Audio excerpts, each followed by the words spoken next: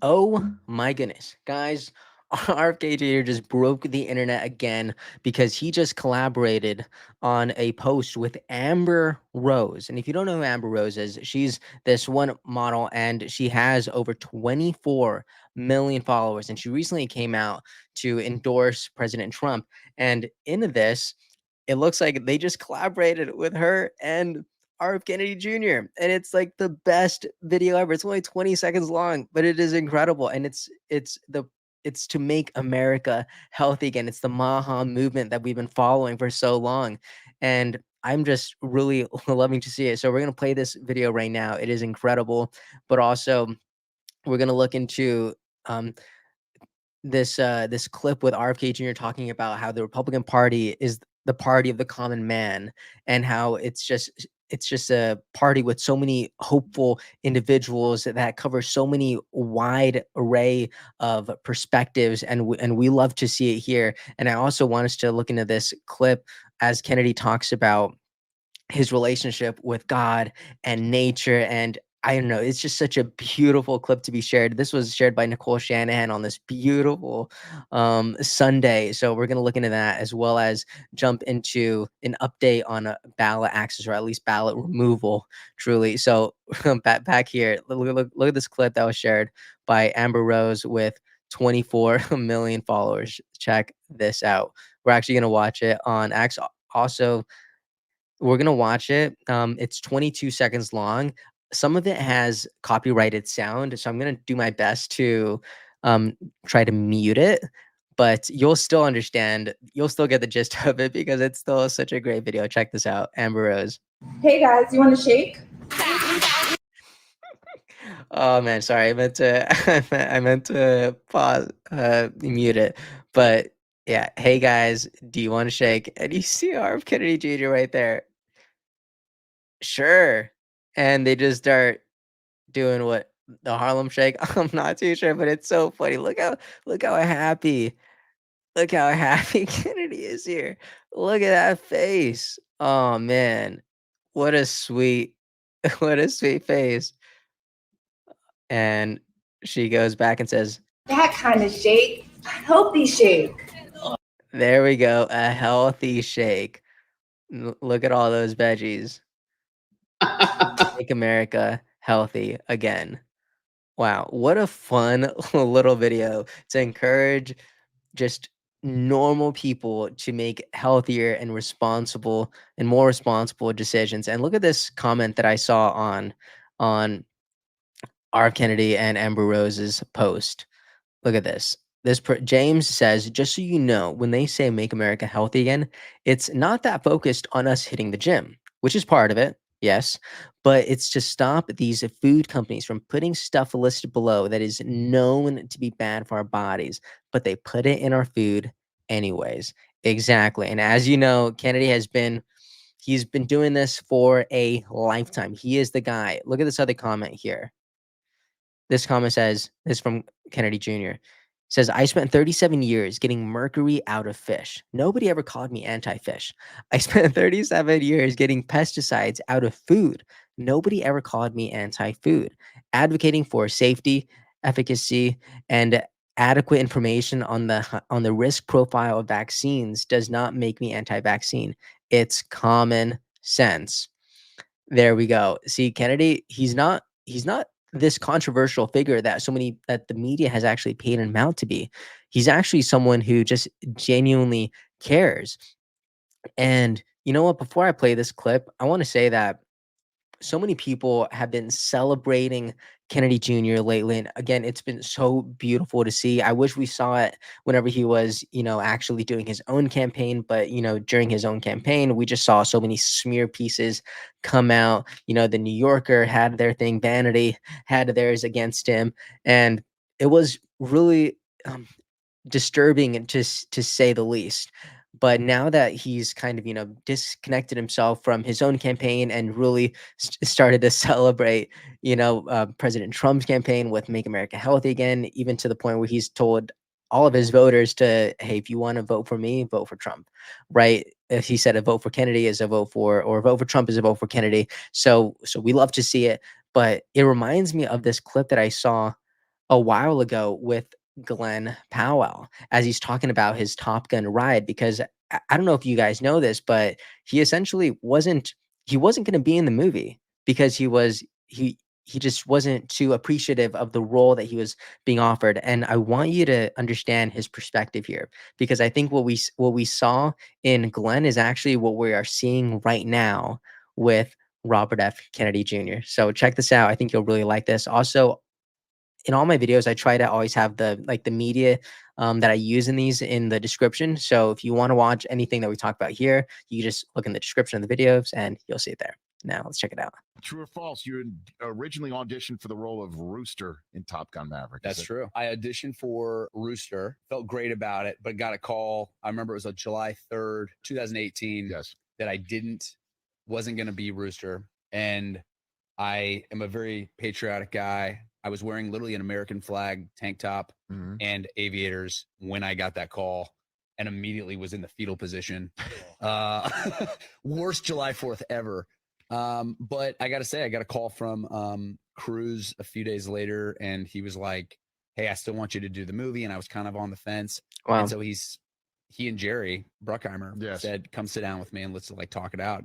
So I sat down with Tom in Jerry's office and we talked about what kind of career I wanted and why I kind of didn't want to do the movie now that I didn't get that role. And Tom was like, what kind of career do you want? I go, you, man, I'm trying to be you. You know, it's like Tom Brady sitting down. Like, what sort of quarterback do you want to be? The GOAT. I want to be the greatest of all time. He goes, do you know how I do that? And I go, yeah, you choose great roles. He goes, no, I choose great movies and I make the roles great.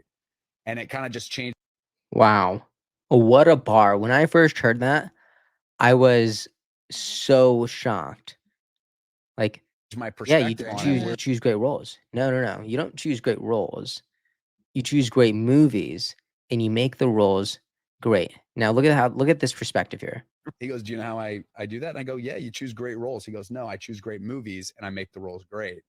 And it kind of just changed my perspective on it, where even if you're a great player on a great team, it's better than being a star player on a losing team. You know, it's better to be, you know, on a championship team. And that was one of the things that Tom really changed my perspective on all that, where even being a small part of the Top Gun ride has changed my life forever.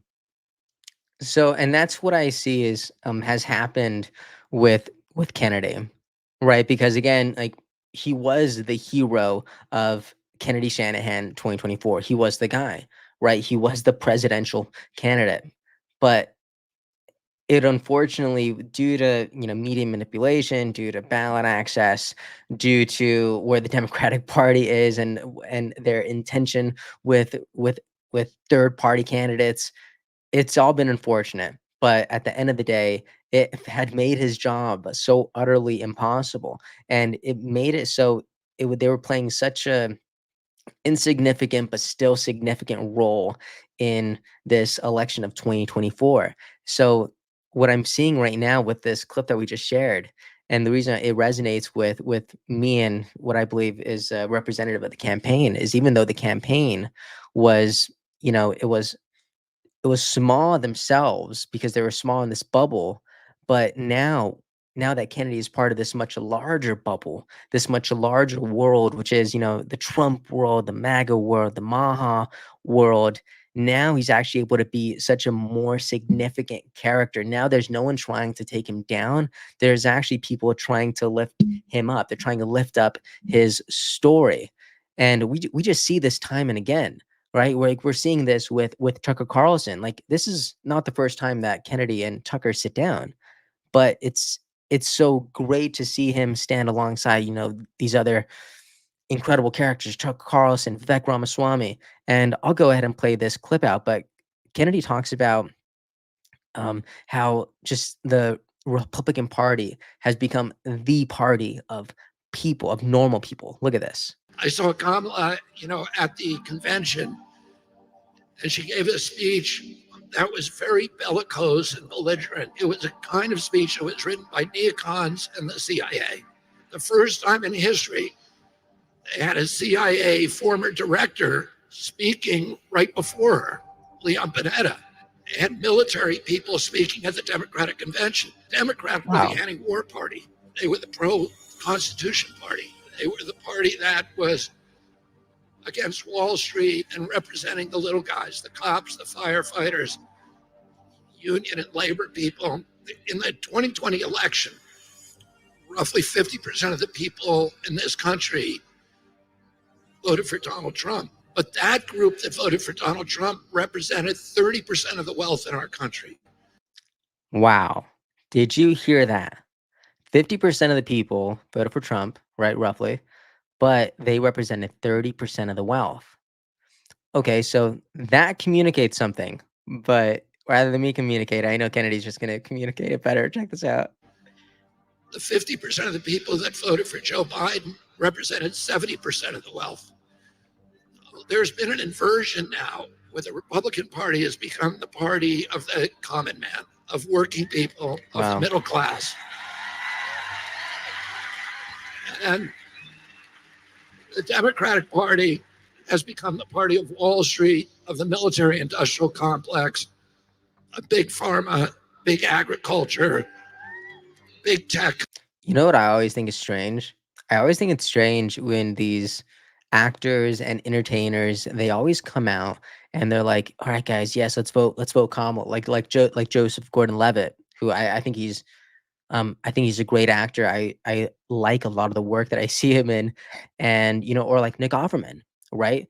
Another great traditional actor who has been in Parks and Rec, been in a bunch of other great movies that I like Dumb Money, I love, but these guys are still, millionaires. These guys are still incredibly wealthy.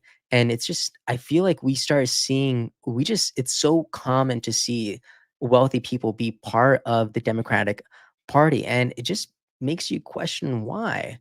Like, they have so much influence and they're encouraging people like me and you to give their candidate our vote.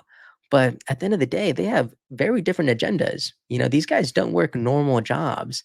These guys are entertainers first and foremost, but we have such a high respect for them, and we just listen to them, and they have such incredible influence that their endorsements almost matter. And it's just crazy. But to see it be broken down like this, to know that 70% of the wealth of this country um, is comes from the Democratic Party. It's it's wild. It's almost concerning, but the clip's not over yet, so let's keep watching. The big banking systems, and all of what Donald Trump calls the deep state, which is this web of financial interests that is not necessarily a little conspiracy, but it's a conspiracy of self-interest that Wow. functions together in tandem to shift wealth upward, to clamp down totalitarian controls, and to transform this country from the world's exemplary democracy into a corporate kleptocracy and a very, very oppressive oligarchical system. The Wow. kind of system that we fought a revolution to overthrow in 1776. Wow. Bless you for saying. There we go. Tucker Carlson right there. Wow. Isn't that like everyone's response after hearing Kennedy talk? Wow. Like, you just listen to someone drop some incredible bombs. Like, wow. I know. He's so smart. He's so smart. And tell me something that he said that's wrong. And also, I know he was talking about the 2020 election. You let me know, because to me that's very representative of this election as well. Because it was Trump versus Biden, but right now it's like Trump versus Biden 2.0, because again, maybe Kamala hasn't done the best job of separating herself from Biden, and she's still taking all the credit for the things that maybe Biden has done, and she's completely ignoring all the bad things that have also been part of the campaign. But you let me know where you stand on that. I just wanted to share this clip because I love the way that it was broken down by Kennedy. Oh, look at this one. One of the comments says by General Mike Flynn, perfectly stated. You should be writing speeches for Trump's rallies. You know, um, I don't know if I agree, just because I think Trump has a pretty decent speechwriters, but also Kennedy, he's recently said that he's going to be going on the campaign trail with Trump, going through all these, battleground states over the next 60 days. So I think he's going to be preparing his own speeches, to be completely honest. And now this other clip I wanted to share from Nicole Shanahan, but I love this clip so much. So many people who watch these videos are believers. They believe in the truth of the Bible, and they're often very curious about where Kennedy stands and who they should be voting for, based on their own value metrics. So I wanted to share this video because I love Kennedy's approach here. All of the organized religions that we know of today, the central revelation of every one of those religions always occurred in the wilderness. Moses had to go into the wilderness to listen to hear God's voice and see the burning bush. He had to go to the wilderness of Mount Sinai to get the commandments.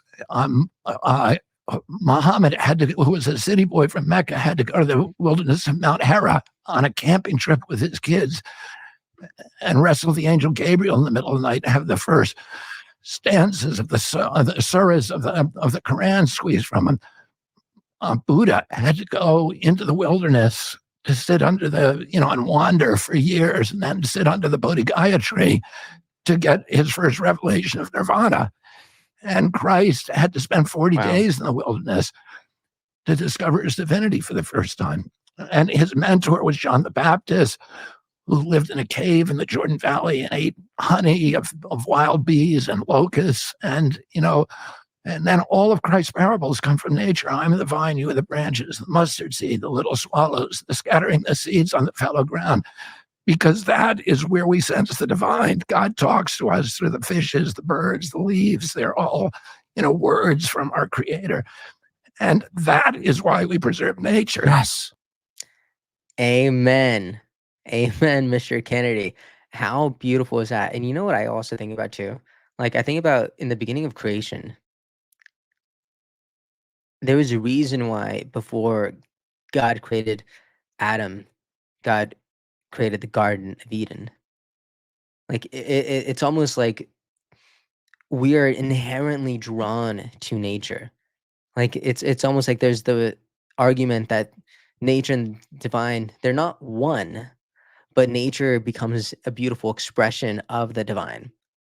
And I just think that's such a beautiful, beautiful thought. Nicole Shanahan wrote, God gave us nature to help us heal and to share in a sense of the divine.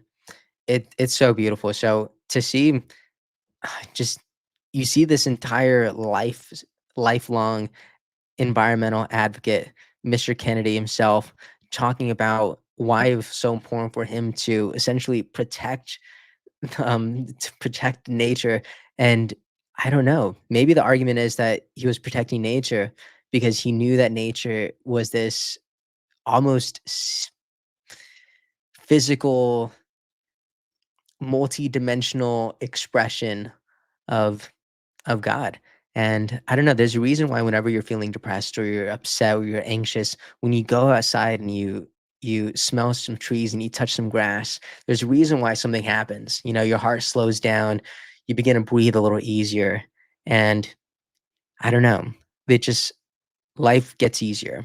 And I love to see Kennedy talking about this. And I really wanted to share that in particular because it is Sunday. We don't post a lot of videos on Sundays around here, but I wanted to share this video because I really think it's beautiful. And I think a lot of people here would actually be appreciative of it. And another thing that I wanted to talk about is recently Kennedy was mentioning how Michigan and North Carolina were these very burdened states. They were trying to keep him on the ballot for some time, but news just broke that RFK Jr. must be removed from Michigan ballot, the appeals court says. So this is great. Again, these were the battleground states that Kennedy has been trying to get off of, but the DNC operatives have been trying to keep him on, unfortunately, which again is super ironic. Here's from Queen City News. RFK Jr. removed from North Carolina ballot. Court of Appeals rules no ballots can go out Friday. They are literally stopping ballots from going out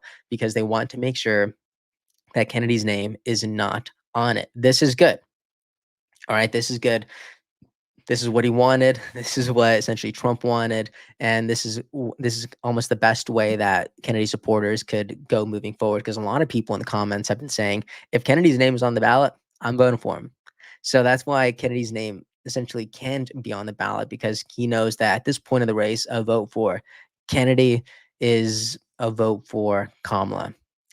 Right. So it's very unfortunate, because we know that that Kennedy just take more votes from Trump. So this is just to prevent that from happening. So this is good. If you wanted to vote for him, if you're in Michigan, I'm sorry. If you're in North Carolina, I'm sorry. It looks like you won't be able to vote for him. But now you have a great decision to make. Now you could, reevaluate how you feel about these other candidates. Are you going to be voting for Stein? Are you going to be voting for West? Are you going to vote for, or are you going to vote for some of these mainstream candidates? Are you going to maybe consider voting for Trump or consider voting for Kamala? We don't know. But we'll go ahead and make more videos about those two characters in the future, and the character of Trump and the character of Harris. And I'm excited to go into that. But real quick, the video is already 20 minutes long. I'm trying to make these shorter. I apologize, but let me know what you think about these. Let me know what you think about this little more spiritual, more divine related video from Kennedy and Shanahan. And let me know what you think about how Kennedy sees, the Republican Party today as being more representative of the common man. And maybe that's also why we believe that that Trump is going to have a more successful electoral college vote than Kamala, because maybe Kamala just doesn't represent the middle class as much as she says she does, as much as she talks about working at McDonald's when she was a kid. People just aren't buying it, right? So, and we'll go back into that, and let me know what you think about this incredible collaboration with Kennedy and Amber Rose. Okay, let me know this. The fact that she has 24 million followers is absolutely insane, and she just made this video with Kennedy. Wow, like we we love to see it. Let me know what you think about this in the comments. I'd love to know your perspective. Let me know where you're at in this race, who you're more considerate of. And yeah, I hope you are all having a great and a beautiful Sunday. I appreciate everyone for being here. I love having these conversations, and more so, I love having them with you all. So thank you so much for watching, and I will see you all next time. Hey everyone, thank you so much for watching and listening. I appreciate your time so much, and I really hope you enjoyed this episode. If you'd like to support what we're building here, please like and subscribe. It means a lot, and it really helps us out. And if you want to see even more content from me, make sure to follow me on Instagram. I'm going to be sharing a lot more on there. Thank you so much. Have a good day, and I'll see you next time.